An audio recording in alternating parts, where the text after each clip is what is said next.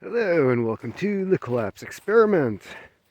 The war on journalists continues. This is the little detail of the Brittney Griner prisoner exchange that most people are overlooking. So yeah, we traded Brittney Griner, handed over the Merchant of Death. If you've ever seen The Lord of War, that movie's based on that dude. Nicolas Cage made it pretty entertaining. Although Hollywood can be very fictitious, making it seem more glorious than it really was, the dude is responsible for a large number of border agents, DEA agents being killed with the weapons that he was supplying to cartels and other groups. So yeah, the guy is responsible for an unknown number of American citizens. And we handed him over to Russia. Now, how did this whole deal become arranged? Well, a Saudi prince, who's also known to be responsible for the murder, dismemberment, and disappearance of journalist Jamal Khashoggi, had all the investigations stopped. The Biden administration, as part of this prisoner exchange, ceased all investigations into the murder and disappearance of Jamal Khashoggi. We know how it happened. We know what happened. We know who ordered it. And yet, after all these years, nothing has happened. Oh, except for, I don't know, Trump sending over a shit ton of weapons to Saudi Arabia, saying that we're going to make a shit ton of money on this deal. Totally ignoring the fact that Jamal Khashoggi was killed by these people. You have Biden, who's still supplying weapons to the Saudis so that they can continue an illegal war in Yemen, which is one of the greatest human rights violations happening currently on the planet. So yeah, these people do not give a shit about anyone other than their own pocketbooks and where they can make their lives better. So Jamal Khashoggi, he was a Saudi national that worked for U.S. companies, was very critical of the Saudi family. Oh no, they're saying bad stuff about us. Please, stop.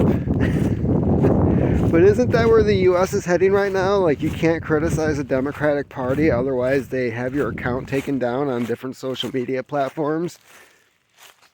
Wonder where they learned that from. So yeah, it was Khashoggi's wife, now widow, who had to bring up to the State Department the fact that her husband had disappeared. And they investigated it. Congratulations, they actually did their job. And they had the video footage of the, what was it, like a 10 or 20 man team going into the hotel Khashoggi was staying in. They brought out several duffel bags of Khashoggi to discard somewhere. And that was the end of... He was never seen... Well, he was seen. He was never seen leaving the hotel in one piece. And that is who we're dealing with. This is who put together this prisoner exchange for an anti-American, communist basketball player who fucking hates this country. And yet she's probably going to come back here. And I'm guessing, I don't know, bitch about how long it took. And obviously she's not important. And had it been like a straight white male Marine, they would have worked faster to have her freed. Yeah, this is the type of gratitude I'm expecting to hear out of this bitch's mouth. So the war on journalists continues. Whether it is ignoring or refusing to investigate, the murder of a journalist who we know what happened to them, who is responsible, who did it, the circumstances of what happened. These are all things that are not disputed. We know what happened to Jamal Khashoggi. And yet the State Department has absolutely no ambition to do anything about it. Well, what are you going to do about a Saudi prince? I don't know. Cut their fucking funding. You know, seize bank accounts. We did that with bin Laden. Saudi, by the way. Yeah. There's a lot of things that we can do, but for some reason, Biden and all these other people just like to grovel on their knees, open their mouth, and go with the Saudis at any given time.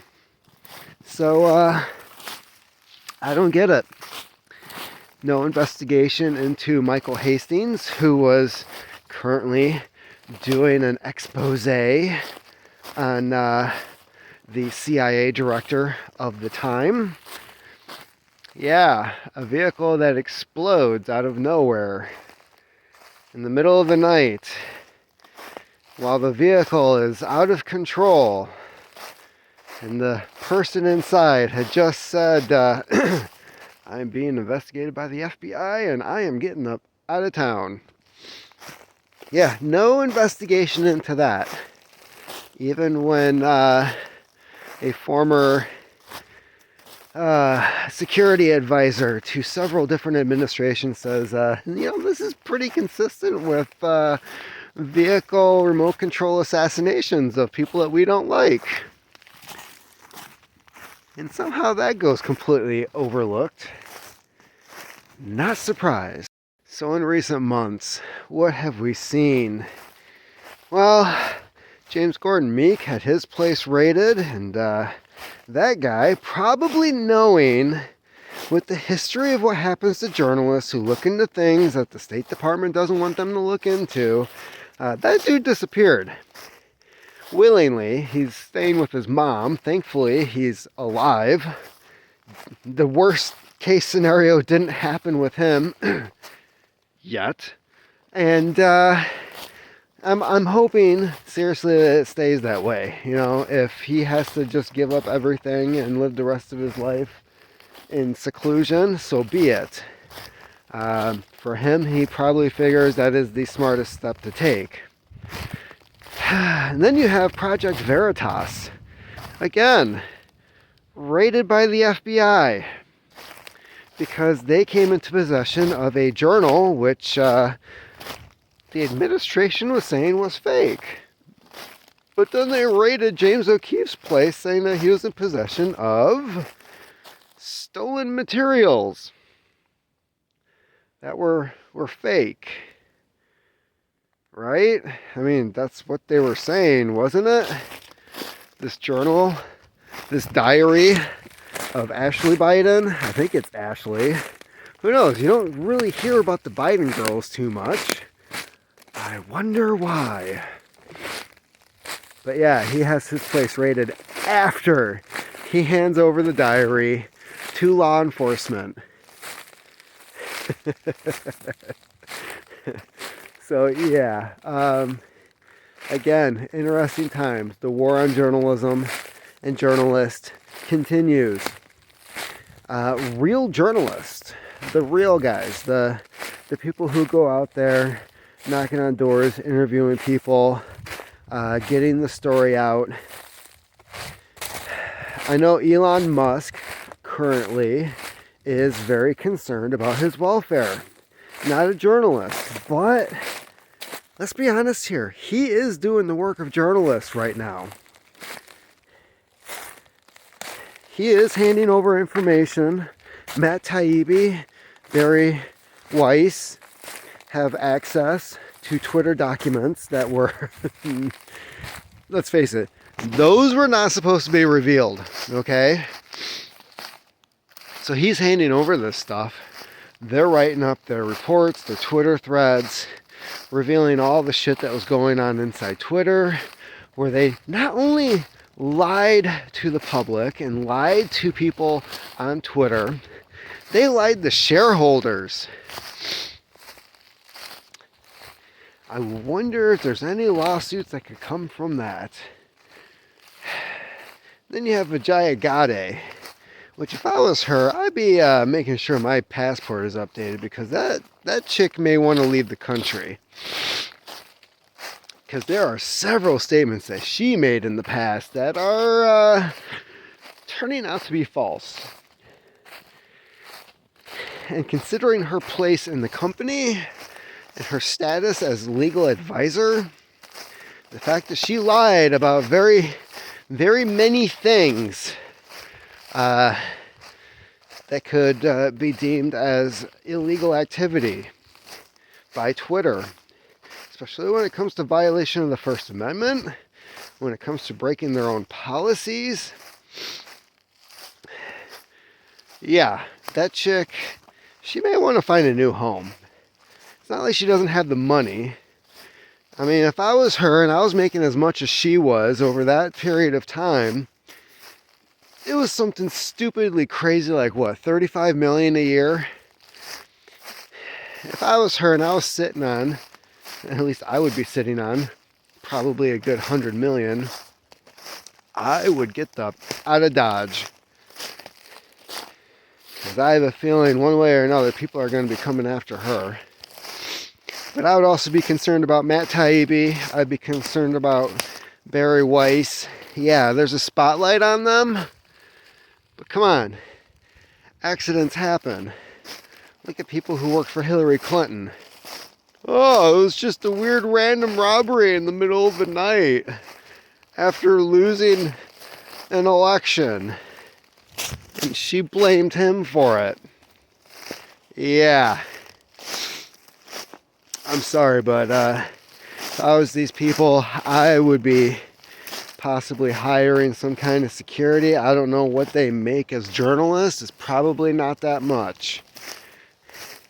But perhaps getting a cabin in the middle of nowhere, buying it under a different name, I don't know, maybe like an old relative or something. And then just staying there for a long period of time.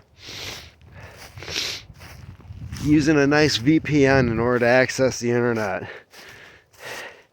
Just a thought, because this whole deal with Twitter that's going on right now, I think the more that's going to be revealed, the more lawsuits that are possibly going to be filed against, I don't know, the White House? Yeah, Alex Berenson. That guy, another journalist. Had his account taken down for telling the truth. War on journalists. Don't be surprised if some weird tragic accident happens to that guy as well. He's ruffled a lot of feathers, and he's talking to a lot of lawyers. So I'm glad that he is standing up for all of our rights and letting them know that this kind of behavior is not okay. But at the same time, it's like, what is going to happen to him? So yeah, that's what's happening. The war on journalists continues. Jamal Khashoggi, there will be no conclusion to that. Dude was outright murdered by the Saudi government. We know who gave the order. We know who did the crime. We know how it happened and how they got rid of the body. And not a damn thing is going to be done about it. Thank you, Biden, for proving us that you are absolutely the worst president this country has ever seen on the face of this planet, period. You suck balls. Keep gagging on that Saudi, and yeah, keep on typing.